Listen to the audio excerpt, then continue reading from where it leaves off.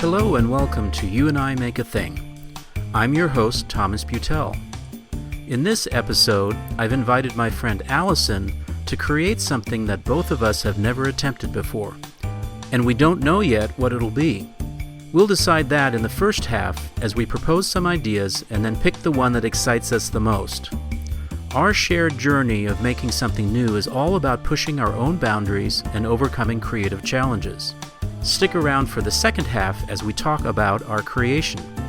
We share our experiences and talk about the roadblocks we hit along the way. As always, you can view images of our final work in the show notes for this episode. Just visit youandimakeathing.com. I hope you will enjoy listening to our conversation and hearing about what it feels like to create something completely new.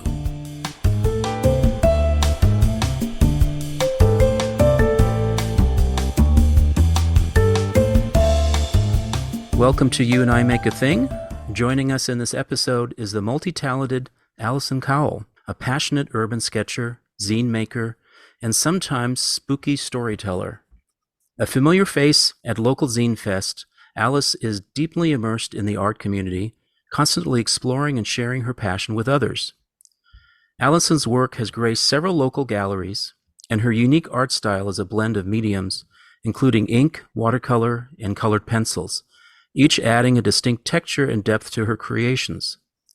Alison's ability to transform ordinary scenes into extraordinary pieces of art is truly remarkable, and you can find her on Instagram at Alison Cowellish.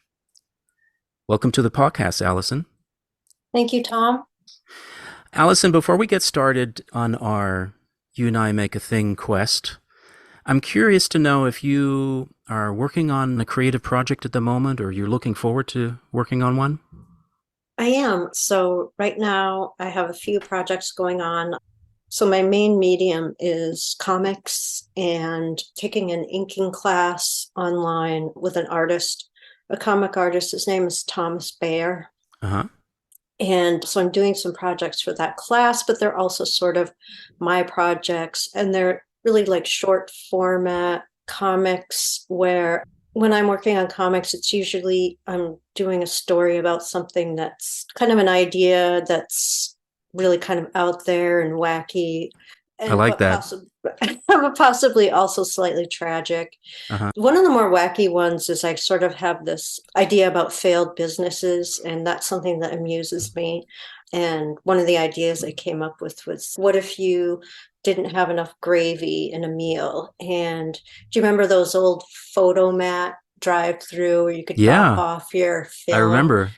Mm-hmm. So what if there was something like that where you could drive up with your plate and get gravy, and it was called Gravy Mat? So I'm doing like like I usually do things that are sort of like these ideas that are a little out there with made up characters, just sort of like these wacky little characters that I create. But I'm doing some more personal stories in this class as well. And all of this work, I'm applying the different techniques that Josh Bayer, this teacher, is breaking down for us. Then the other project that I have that is really a little bit of a rabbit hole, and you can really kind of spend hours and hours and hours, is I bought myself a button maker, and I collect paper ephemera, vintage paper, vintage books. If I see people have cleaned out their kitchen and put all of their old weird pamphlets from, different companies and whatnot, from the 60s and 70s, the 50s, those are priceless. Yeah. And I love the way paper ages. Like it has this yellowishness to it. That's really beautiful. It's so hard to buy paper like I've bought paper like that. It's hard to find in a sketchbook. It's usually really expensive. But anyway, so I have been making buttons out of like vintage ephemera and weird like old comics. And I feel bad I'm cutting things up, right? But in a way, I guess I'm giving it new life. And I'm trying to think of ways to display buttons that's, people put them on their backpacks and whatnot, but I'm trying to find different ways to present them as sort of like assemblages, like an assemblage of buttons, like on a tote bag or something. So no, these buttons, they're the type with the pin on the back? Correct. Yes. Okay. Got it. It's infinitely fun. It's just such instant gratification. Yeah. I highly recommend a button machine. Well, that's great. Wow. You are doing quite a bit then with the exploration of doing comics and stories and buttons. That's Yeah, fabulous. never enough time, but always trying to, I need that creative outlet. Hmm. How about you? How about you? What are you working on? Well, I've of course this podcast. Having a lot of fun with this podcast. I'm also right now working and learning block printing. Lino cuts. Whoa, that is like, okay, disclaimer, that was one of the things on my list. So I'm so sorry. That's all right. We can go there. There's so much to learn. For me, I jumped right away into two color prints. That means that you have to have it registered, and a lot of Yes, my prints are not registering quite right, and it gives it kind of a little funky look to it, but I'm learning. I'm really having a lot of fun with it. There's just something really, really tactile about creating a design.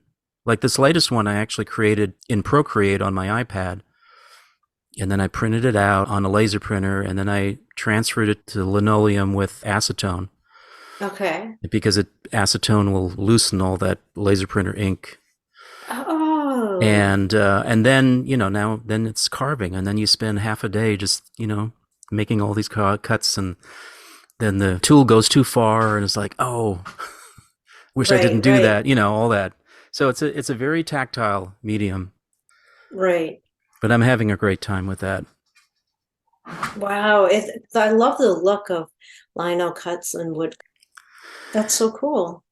Well, you already mentioned something from your list, but why don't we do this? I know that I've asked you to come up with three things that you might want to do that you haven't done before, and I've come up with three things as well. So why don't we bounce back and forth? Okay. And Alison, why don't you go first? Tell me what you have in mind. Okay. Well, one of the things that was inspired by this is an idea that I've had, but it was further inspired by on Thanksgiving Day, I was down by the wharf. I never go down to Fisherman's Wharf, Mm-hmm. but I happened to be down there because I was meeting a friend for dinner at North Beach. And so I was bumbling around, killing time. And I stumbled into the Musée Mécanique. Have Yes. you been there? Oh Oh, my yes, gosh. definitely. It's got to be like the one of my favorite places on earth. It is Yeah. just so like incredibly strange and just a way to travel back in time to all of those weird carnival amusement park games from Right. a lot of them, they look like they're from the 50s, 40s, And even till like earlier. really okay. Yeah. And the encasements for them is Mm-hmm. just like this gorgeous furniture, and I've always had this idea about like I love the idea of merchandising. Mm-hmm. But I get really tired of the way that in our culture, we have these icons of things that get merchandised, right? Yeah. Like Disney, Mm-hmm. Pixar, and it's also formulated and whatnot. Mm-hmm. But like I was kind of toying with the idea of like a fictitious amusement park. Ooh. Um, what if, you come up with a fictitious amusement park and then the fictitious characters for it, and then some like ideas for, I guess not necessarily merchandising, like t-shirts or whatnot, but it is kind of like a funny way to think about it. Like Posters? posters, I guess like figurines, dolls, coffee mugs, whatever, but like not that we would actually make the actual thing. I mean, I guess we could, but I was just thinking of like the way these characters get pushed on kids through like cereal and Right. toys and things like that, and like So you're thinking more of design, basically coming up with a whole like a design catalog or a design portfolio. yeah, yeah, not like a whole, I guess that seems really like so much more than I think I would have the bandwidth for, but Mm-hmm. maybe even like I was thinking like two or three characters Oh, okay. from an amusement park, have a name for the amusement park, a couple of the characters, and some of the, I guess, design for it. Right. That sounds fascinating. And And I was, I love that because it's very collaborative too. It's like, okay, let's get together and think about, what first of all, what is this amusement park about? right, right. I'm going to ask if you have given any thought to Playland at the beach as a prototype. That would be amazing. I Yeah. love all of the Playland, all of the design around the characters. And Hmm. there's just so much, like, sort of a creepy strangeness to a lot of the It was. characters, which I think is just so fascinating. And I kind of missed that. I mean, it scared me as a child. I'm sure Right. that Sal, what was her name? Sal, the Laughing Sal. Laughing Sal. She's obviously terrified, the sign says terrified children for decades, but like, it's just so funny. Well, Allison, I think this is a wonderful idea, and it actually is a great segue into one of my ideas. Okay. And it actually is about Laughing Sal. What? Yes, I was thinking, what if we designed a Laughing Sal marionette? What the hell? That would be amazing. Can you imagine? I've never made a marionette before, but I've seen them and I've held them. Right. And there's a style of marionette that actually has two controls. Like, the simple marionette has like a cross on the top, and you can, go up and down, back and forth. And then I've seen others that actually have like a separate, like it's a two-handed control. You have one to control like the body and whatever, the head, and then maybe the other is for the arms and whatnot. Right. What comes to mind is that sequence in The Sound of Music, the lonely goat herd, where Yes. they get on the stage and they just had that beautiful production. Of course, it was made for film, but that was something that would always intrigued me, was how to make a marionette puppet. And I was just thinking like Laughing Sal, because she is so creepy. Yes. There's a lot that you could do with her. So anyway, that was my first suggestion. I love it. I've been unpacking, because I just moved and Uh-huh. I was unpacking some marionettes. And, when it's so funny, I love puppets and marionettes. Uh-huh. And any kind of creepy dolls or anything like that, I just find so interesting. And Now, have you ever made a marionette? I haven't. Okay. I've wanted to make other types of puppets, but a marionette, I think that does scare me. It does intrigue me a lot because it scares me. But Yeah. Yeah. Well, so let's bookmark that and okay, tell me what your second idea is. okay. So the second idea is to make a board game. Uh-huh.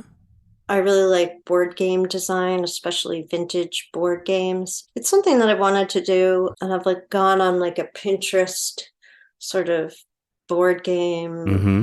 deep dive.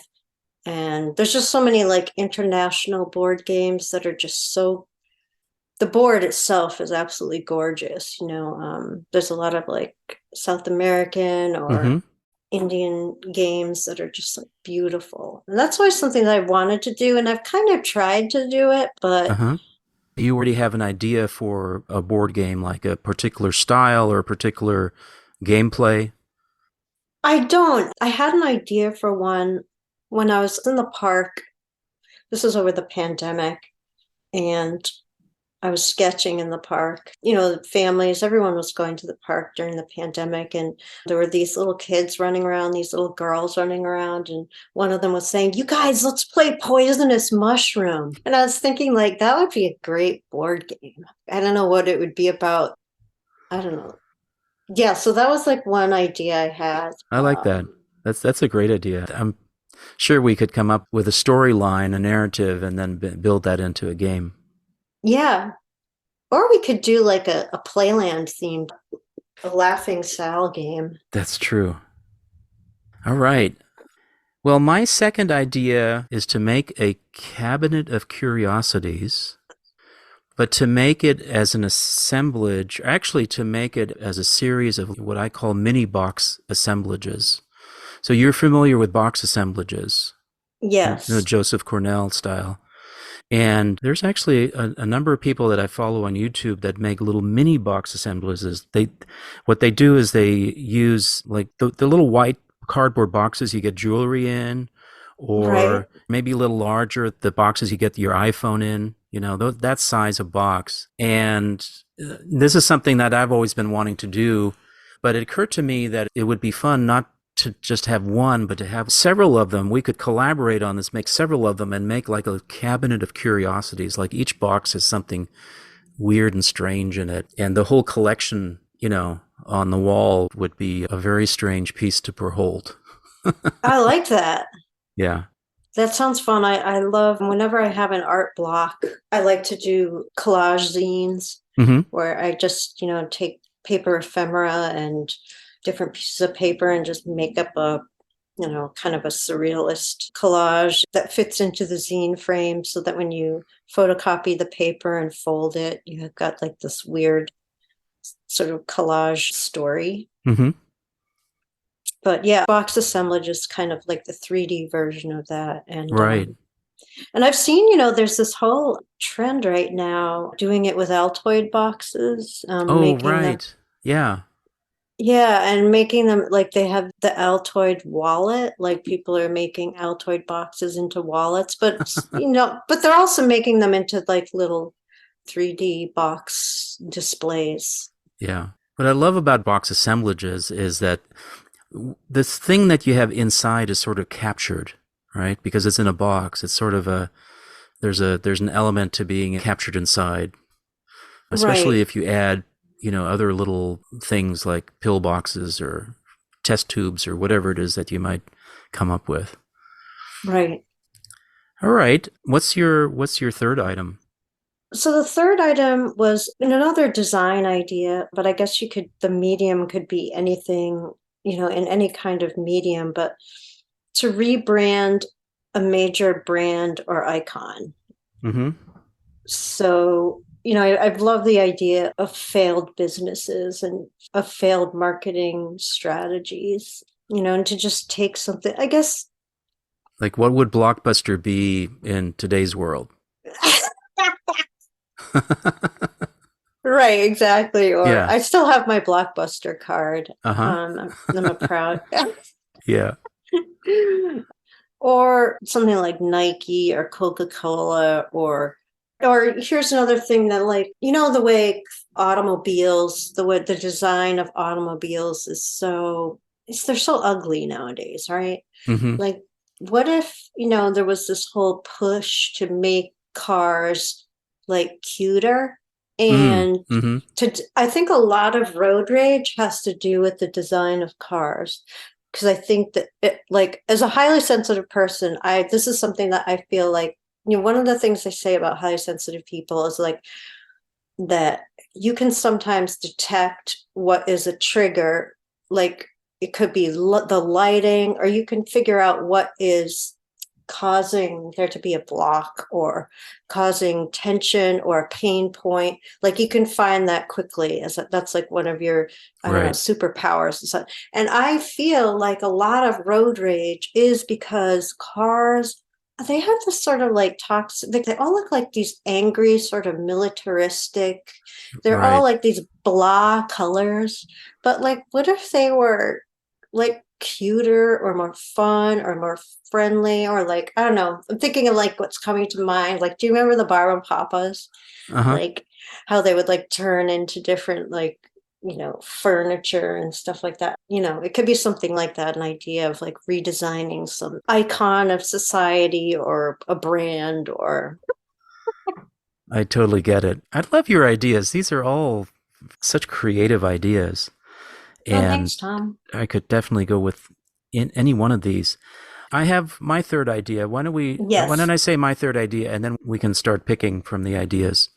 Okay. So my third idea is sort of vaguely in the same vein of your design idea. But what I was thinking is to make a series of posters, could be a series of 4 posters. and make them postage stamps, specifically the forever stamp, because what I'd love to do is I would love to have a stamp with the Sunset District, and I live in the Sunset District. And Alison, do you live in the Sunset, or do you live? My heart is in the Sunset, but I Okay, now live in Coal Valley. which is very close.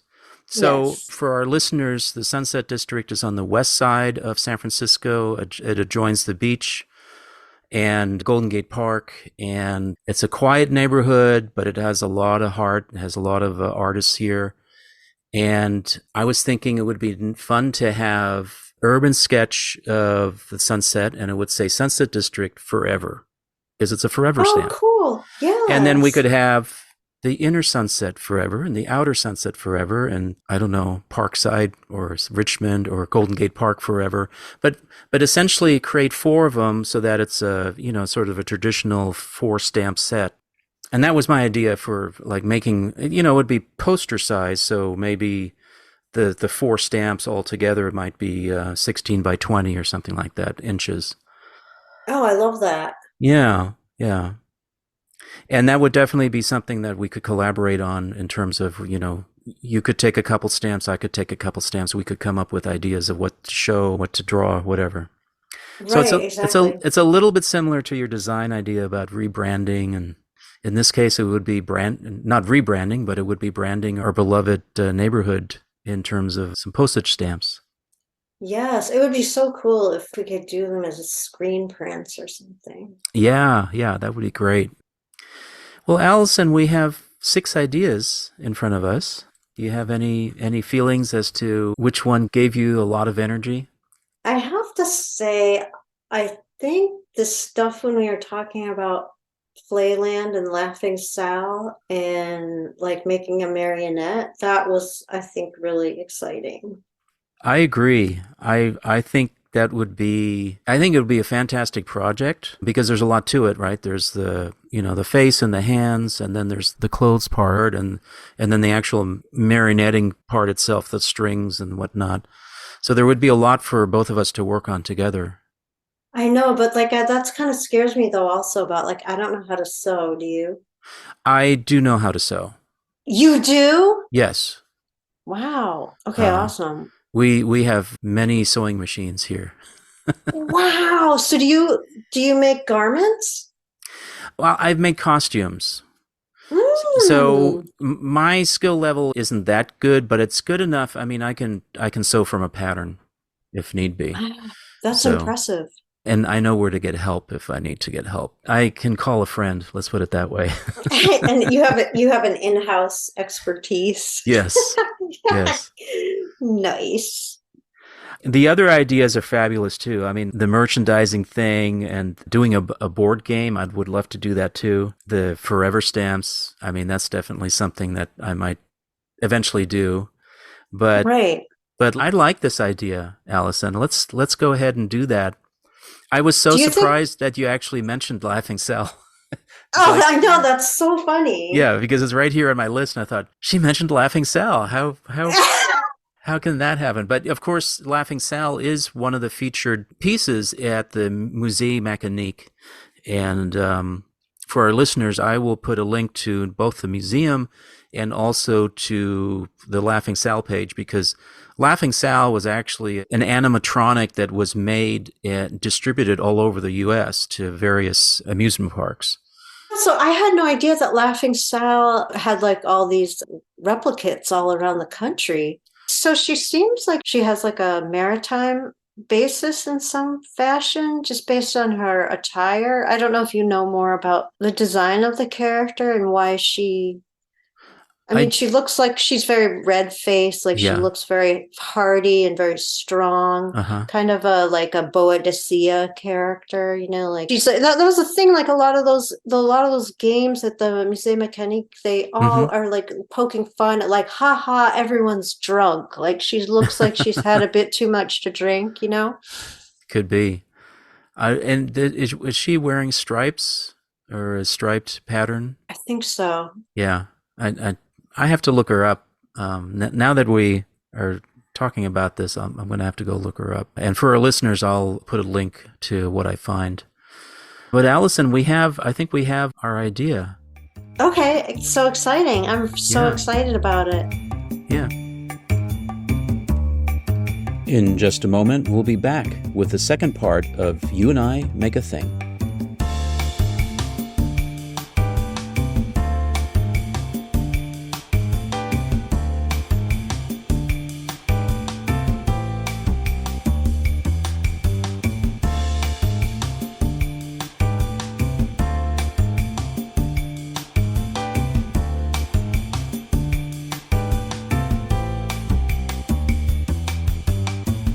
Well, Alison, welcome back to You and I Make a Thing. And I have to say, I am just so impressed what we came up with. What do you think? I am too. I'm pleasantly surprised. Let's describe what we have made. And for our listeners, there will be plenty of pictures in the show notes, but I do want to describe it the best that I can if you don't have a chance to get to the show notes right away. So we made a marionette of Laffing Sal, and it stands about 25 inches tall. Laffing Sal has this sort of, how would you say it, Alison? Sort of an ebullient face, this amazing look about her, a curly mop of sort of auburn red hair, and a sort of a tan hat. Her jacket is navy blue, and below that, underneath, she has a red and white striped blouse, and that's sort of covered with a lace cravat. And then her hands, she has a red fingernail polish. She has sort of a cream-colored skirt and red shoes. How else would you describe what she looks like, Alison? I would say that she has a very rosy complexion, Mm-hmm. and her expression is one of excitement and huge open mouth, Yeah. grin with a missing front tooth. Mm-hmm.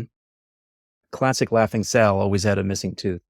Yes, she has a double chin, even though, the actual model of her is, I think it was about 6'10" when I looked up in research. She's still the proportions of the actual mannequin, and I think we captured this in ours, is that she's of a stockier build. Mm-hmm. Yeah. And I have to say, when we finally strung her up, which was sort of the last thing we did, is we added the strings and then held her up, she really came to life. She did. I was surprised by that. Yeah. More so than I thought it would. Yeah, it was. Well, there's something about hanging on a string too, is that it's always in motion. Like it's not still like a doll or anything like that. I mean, it's definitely, the arms are going back and forth. And I figured out that you can sort of tilt the control bar so that the head would go back and forth. And she even did a sort of a shimmy. If I dropped her a little bit, her knees would bend, and she was doing a shimmy. So it was just amazing to actually see her in action once we had put her all together. Yeah, and I think that her hair was so lifelike too. Mm-hmm. That definitely, I think, contributed to it. Yeah, absolutely. All of the joints that you put into the armature really made her come to light. Now, the hair was a doll wig, is that right? Correct. Yeah, I think it was, it really made her come to life. Because there was a moment there before we had put the wig on where it was just her. And it's like, oh, okay, this looks interesting. And then we put the wig on. It's like, okay, yeah, that's Laffing Sal, definitely. Definitely. So I should say that we took quite a while to build it all. It was built in parts. You worked on the head and the hands, and then I worked on the armature and the clothes. And we had a meeting where we got together and we made notes and figured out sort of the dimensions of the things. And then we went off our separate ways for a while and did our builds. And of course, we were sending pictures back and forth. And then last weekend, we got together and actually put it all together. So tell me about how it felt to be making the parts, and then also how it felt last weekend to actually put it all together. I guess making the parts was a lot more, it was a lot more time consuming, or a lot more work, especially with sculpting the head. Uh-huh.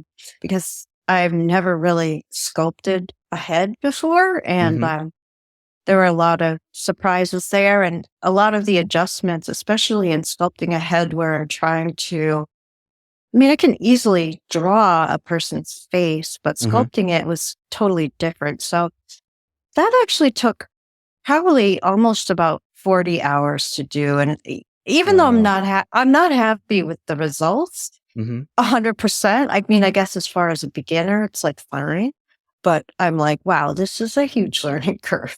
And then, the hands were actually, that was a trial and error with paper mache that I felt like the trial and error part was the most time consuming and figuring out what to paper mache onto and painting the face and then making the little hat. All of that, there felt like it was a lot of trial and error and then figuring it out. So I guess I thought maybe stringing it together was going to be the same, but stringing it together, and I so appreciate your engineering background. I think came into so much into play with this, but I felt like it was so easy to put it together, right? Compared to doing the parts. Yeah, I think the planning step that we did in the beginning actually helped that. I think that was good. You were mentioning sculpting the head and then also doing the hands, and the head you use Sculpey, right?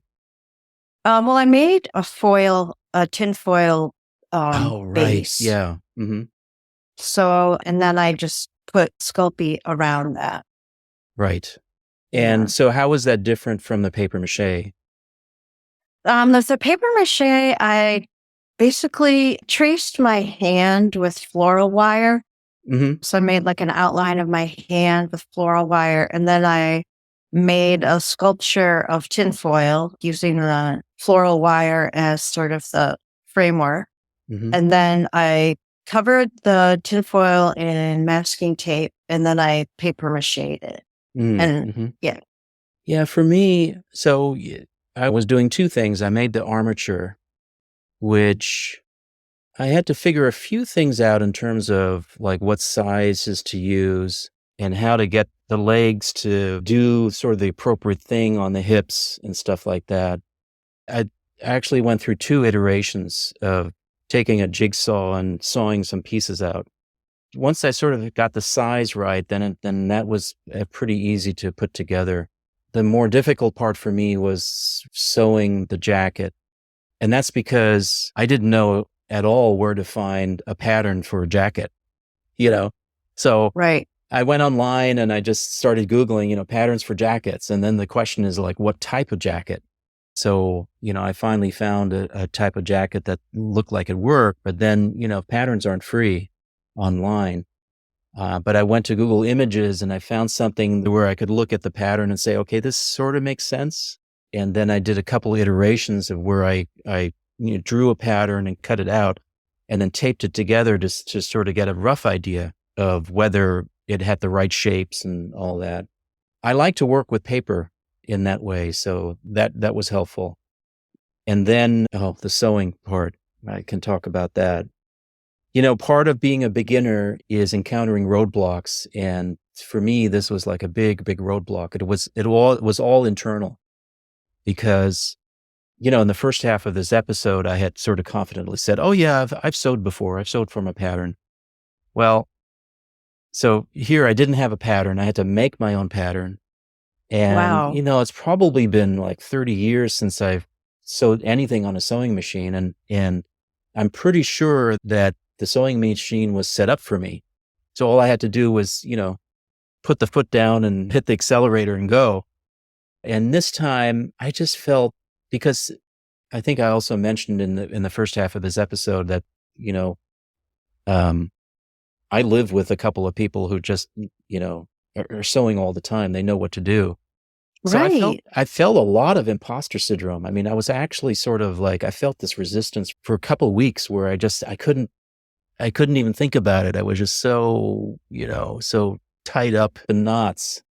And I remember this book that I read by Seth Godin. It's called The Icarus Deception. And he talks a lot about resistance. And Godin says that the trick to resistance is to dance with it, to just recognize that it's a partner. And it never feels like that, right? Resistance doesn't feel like a partner, but his point is Yes. to always sort of go toward the resistance and figure out a way to dance with it. So I kind of remembered that, and I thought, okay, I just have to do this. And my wife was very gracious. She just let me take out her sewing machine, and I opened up the manual, and she has a brother sewing machine. And the manual is surprisingly good. I mean, it actually is very clear, like this, you have to do this. This is how you spool thread on a bobbin, and this is how you thread the thread through all the crazy things that it has to go through to get to the needle and all that kind of stuff. And I figured it out, and I was actually sewing, so I was really happy at that point. Wow. But boy, did I feel lots and lots of resistance, getting there. Yeah. I'm so impressed that you made a pattern for a doll, basically, and then sewed it, and it looks incredible. Well, thank you. I really struggled with the lapel part That's the hardest part. because the lapel is folded over, and so you have to sew it on the other side, and I sewed it wrong a couple times. I had to take the ripper and rip out the thread and try again and all that.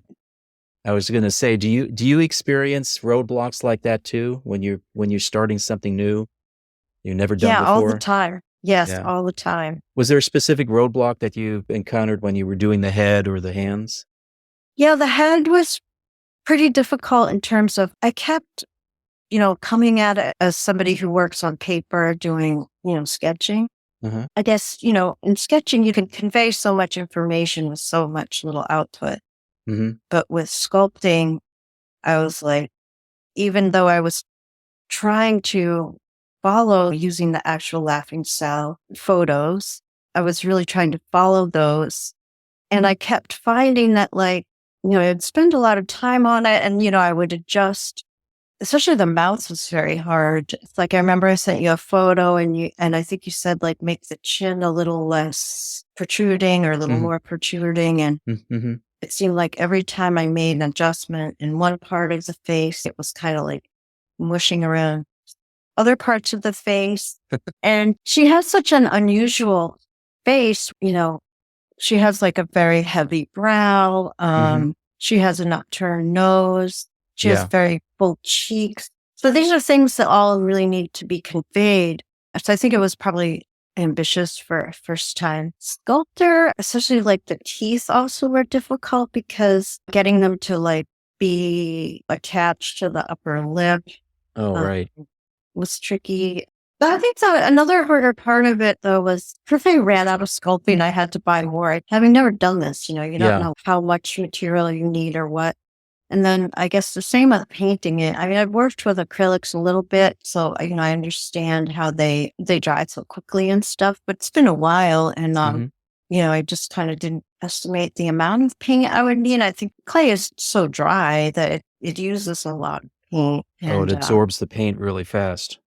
Yeah, and I think to just get any kind of color that's far enough away from the color of the Sculpey to kind of need to use a few layers. And so the painting took a long time, especially getting the lips painted correctly and the teeth and the details around her eyes. I mean, I kept those kind of minimal because, I didn't want her to look, I know she looks like a clown, but I wanted her to look like a person who's clownish versus a fake clown. That's true. She But then also she doesn't look fake. I mean, she looks right. like She's we a real said person. when we strung her up and started moving her. It's like, oh wow, there's definitely some realism here. Yeah, for sure.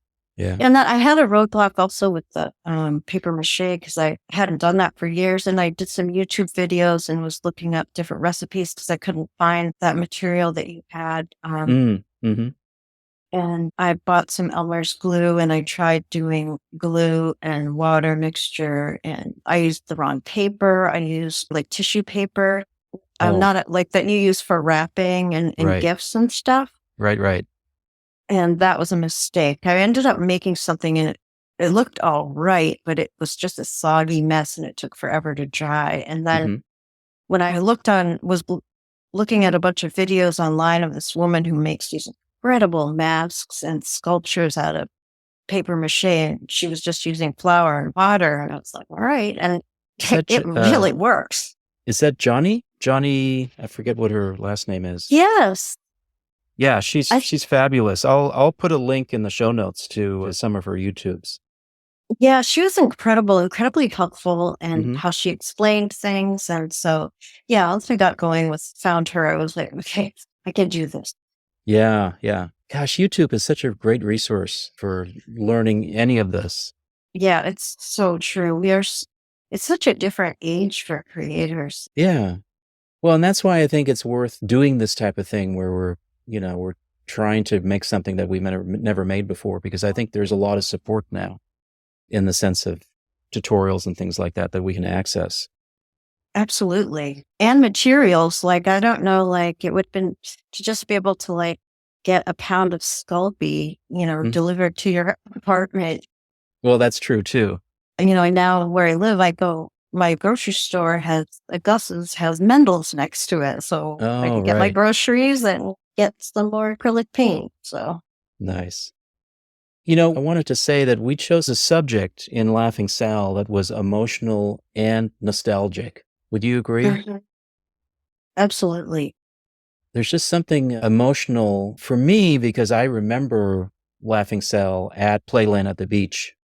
Right. And of course, I remember being frightened by her because, originally she was in this display case that's way above you, and she's 6'10", and she's moving back and forth and laughing. It can be pretty frightening, especially when you're a little kid looking up.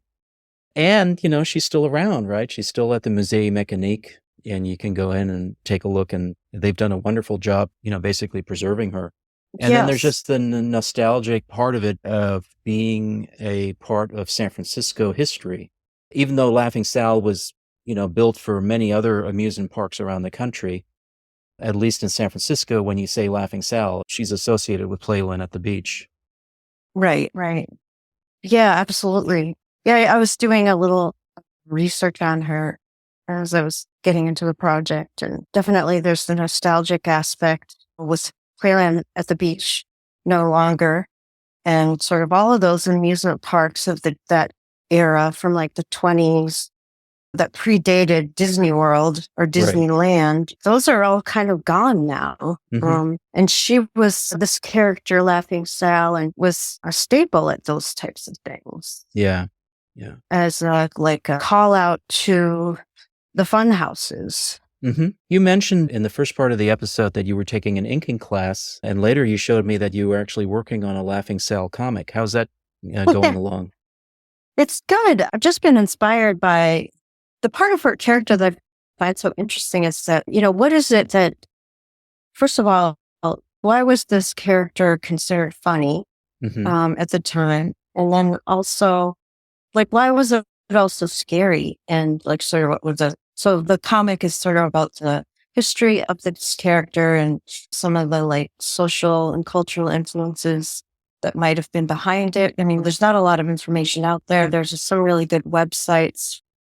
One of the websites is called The Many Faces of Laughing Sal. It's part of the Playland at the Beach website. It has a lot of history about Playland. And Right. yeah. And so because they talk about how there were several different models of Laughing Sal, and the one that we did our Marionette of apparently was never actually at Playland. It was in storage, Mhm. apparently, as a backup. And Oh, I didn't know that. yeah.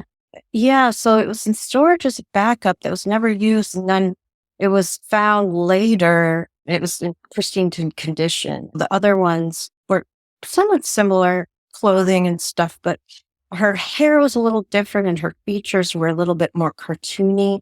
The Mhm. one I think if you can believe it, the one at Museum Mechanic is a little more refined, but yeah, but so what was actually, I did kind of this deep dive, or knowing that she was created in 1925 by the Philadelphia Toboggan Company that made mostly like amusement park rides, like roller coasters and things.